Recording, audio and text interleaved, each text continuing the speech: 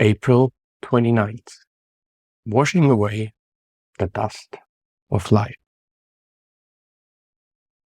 Watch the stars in their courses and imagine yourself running along them. Think constantly on the changes of the elements into each other. With such thought, wash away the dust of earthly life. Marcus Aurelius. It is almost impossible to stare up at the stars and not feel something.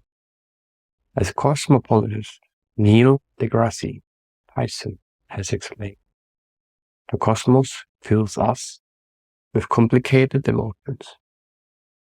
On the one hand, we feel an infinitesimal smallness in comparison to the vast universe. On the other, an extremely connectedness with this larger whole.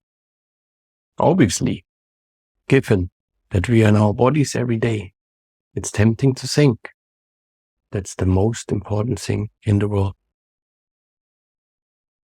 But we counteract that bias by looking at nature, at things much bigger than us.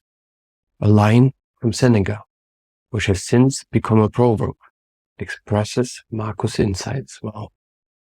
Mudus ipse est inges derum omnium templum.